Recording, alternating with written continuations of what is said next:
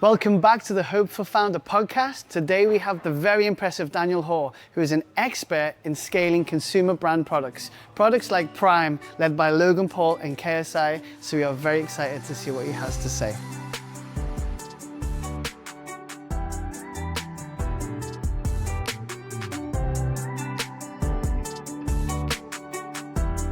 But before we talk about Rocketfuel Strategies, let's just hear a bit about your background and kind of what brings you to this point. My career started in consumer goods and retail in Australia at the age of like 18, 19 with GNC.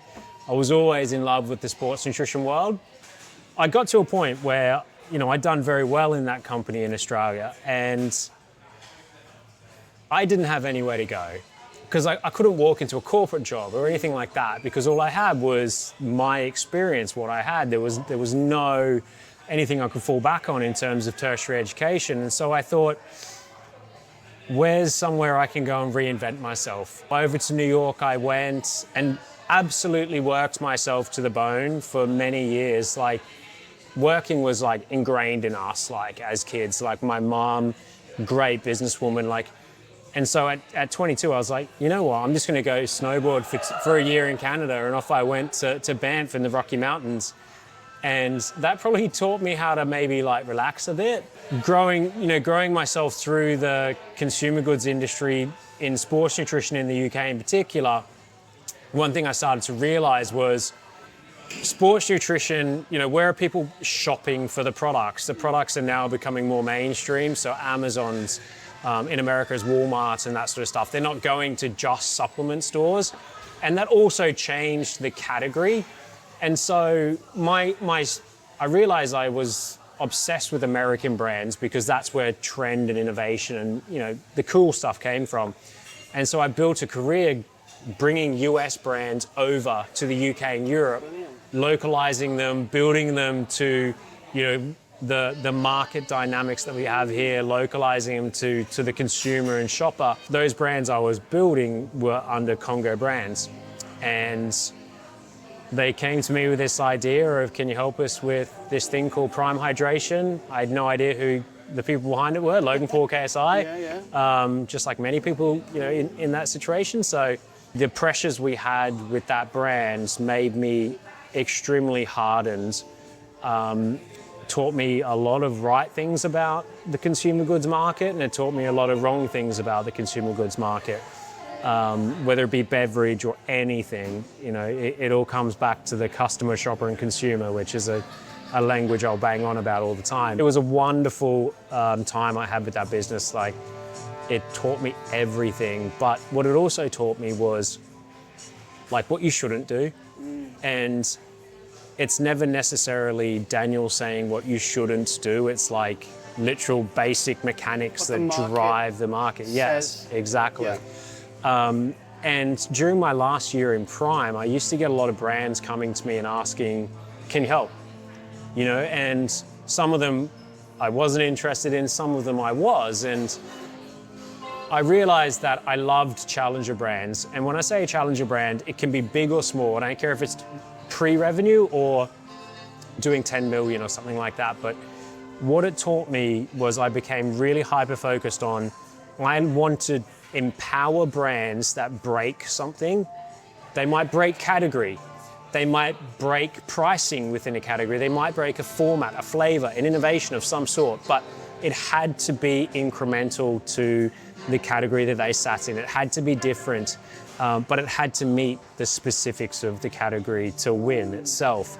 And so I made Rocketfuel Strategies. It was a business that came to life on the back of that. I took the risk, and I thought to myself, look, if you're a fast-growing brand, you're going to hit tipping point, and I'd seen tipping point up to 150 million. It can happen overnight. But one of the big issues you have with these young brands is they'll grow at this level, like hockey stick growth, but always competence in their businesses sits. It never grows as fast. So I thought, what if I just offered them a service that came in at this level as they're growing towards it? Strategy, execution, commercial governance, fiscal governance, P&L planning, from pre-revenue to 7 million to 21 million, anything. And it proves a success. There's a lot of founders that will look at that kind of height, that hockey stick growth, and they'll want access to that, or they'll want that bit of magic dust that propels them to that. Yep. You know, what are some of those ingredients, you know, that they can kind of lean into? You know, you were talking there about the consumer, and I think what was interesting is, you know, Australia to America to the UK, there's a lot of different local contexts there. So there's something about the consumer across the board that is quite significant that you've got a handle on. Yeah. What would that be? The good example is using Australia, America, UK, Europe, okay. What's happening there is, like, we're just meeting the category expectations against the customer, shopper, and consumer. And, you know, founders or brands that are seeking that magic dust, there is nothing magic, okay? Your brand may be beautiful and the story is phenomenal and you have this creative product, but I will just ask so what questions. It has to come down to customer. Okay, can you meet the pricing mechanics to sell into wholesale or retail? Yes, no, okay, great, we're done. Can you meet the flavors that are driving the category, or the pricing that is driving the category? Or, you know, is this format in decline or not? And then thirdly, you know, what are you doing at the consumer? Are you creating loyalty, household penetration? What are you doing there? And I couldn't care less what your product was. I couldn't care less if it is the fanciest thing in the world. If you don't meet these basics, I can't call up someone. I can't open the black book. If we don't have this very, very clear understanding that you can meet what will win in category, like everyone's going to, like, in this industry is going to have a very deep book. It's just, I refuse to put anything in front of anyone if it is not going to be successful or win. And, you know, that can be quite grating for founders because it's their baby. You know, they've created this really wonderful thing, but I just have to make sure the conversations are always led back to customer, shopper, and consumer. And this is not Daniel speaking, this is data. You know, this is what needs to happen. Or our P&L says, you can't do this. You know, these are the hard questions that I think put me probably in a different position to what has been seen within consulting and that sort of stuff these days, which is, oh yeah, you want to get access to this customer? Great, here you go, open the door for you to fail. I don't know if you watch Dragon's Den, but, you know, everybody wants to be in a supermarket who's got a consumer brand. But just tell us a bit about that conversation that you had around Prime and their positioning and the supermarkets, you know, and there was a bit of a disruption in how that played out, and just, I think it'd be good to hear that. You know, if we're talking about disruption, this is what, you know, fits my love and wheelhouse so much. But with Prime, they found a boring category and they broke it. Yeah, clearly. They found a category with just old incumbents, Gatorade, Lucozade, Powerade, and absolutely threw the spanner room. They weren't ready. Yeah. And what that creates, thank you, is a position where you become very incremental to the business in the retailer itself. And the retailers probably necessarily didn't know how to manage that. So they saw tremendous growth, like, over and over again. And that's what Prime's role in the category was. But if you're just seen as a product that's not an anchor or an everyday type product, or it is seen as being a trend or a promotional item, yeah, it will skyrocket, but you'll lose that penetration. So the biggest issue probably with Prime in the UK is, you know, it got to those crazy heights, but it couldn't solidify itself in the retail sector because they needed, in retail, compliant retail, Tesco, Sainsbury's, that sort of stuff. They need products that can be identifiable very quickly to the shopper every day, and it's something that becomes part of their ritual to grab every day. That's how they feel confident to range it. Prime probably missed out there because it took too long to localize the flavors to the UK palate. So, you know, they were losing that repeat purchase. So retailers couldn't see them as an anchor on shelf. They saw them as theatrical in nature. We didn't have any ranged positioning in stores because we literally couldn't produce enough inventory to sustain an on-shelf position. So that again, it underpins that whole, off-shelf, on display, theatre-esque type approach to the brand, which probably didn't give it that view of longevity in the market. So, if founders are wanting retail, it really depends how you want to come to market. And if you want to come and be absolutely crazy, batshit mental, weird, wonderful, and add all that value, as long as maybe you do have a pipeline of understanding how you're gonna anchor yourself in store. If not, just accept that that's the case, and that's your role as a brand, is maybe to go big, go hard 2 years and then move elsewhere.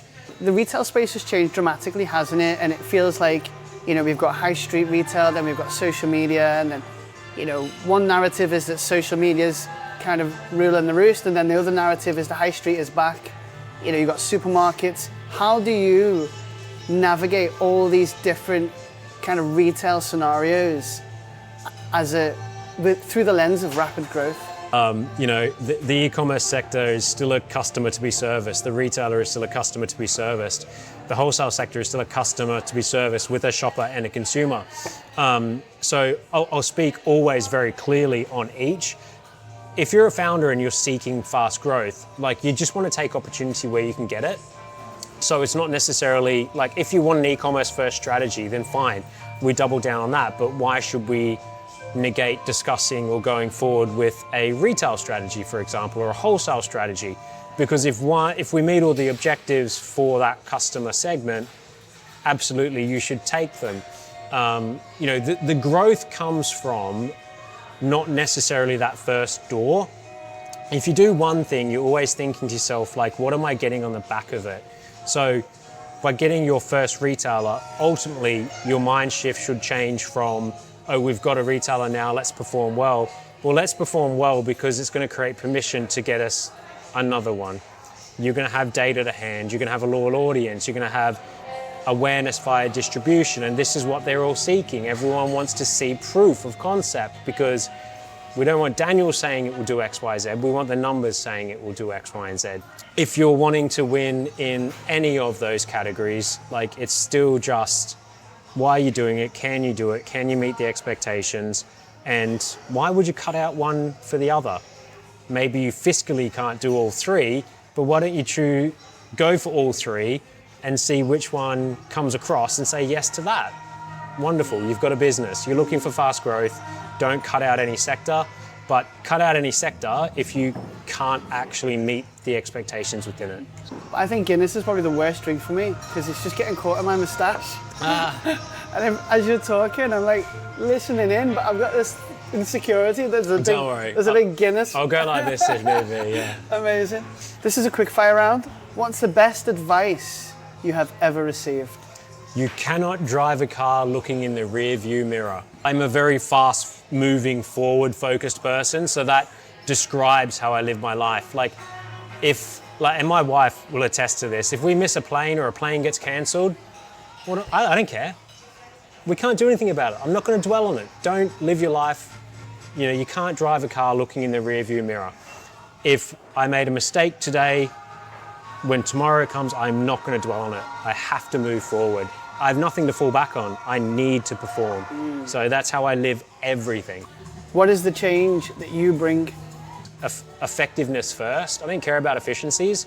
I will ask some rather brutal questions of your brand and business, but if I have changes that come in off the back of that, it's all around honesty. It's all around performance and effectiveness.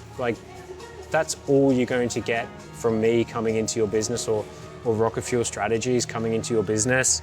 That's how I see change. What is the best advice you ignored? It's a spicy one, that, isn't it? Yeah, it's probably to conform. Okay. And probably play the game. Yeah. And accept that was the way things are done. I got sacked from USN, the sports nutrition brand, because I was so challenging. Wow. It was, and I was like, yeah, fair, I'll take that. Is there anything you've learned the hard way?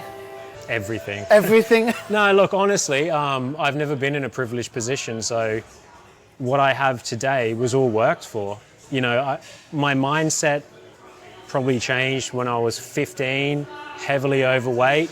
And Arnold Schwarzenegger's Encyclopedia to Bodybuilding showed up in my life, and that changed a lot for me.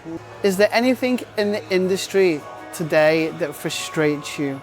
Definitely, and it has to be the fact that retailers don't understand how to utilize challenger brands because they're so heavily invested by the incumbents of the world, whether it be the Unilevers, the P&Gs, the PepsiCos, the Coca-Colas, the Red Bulls of the world.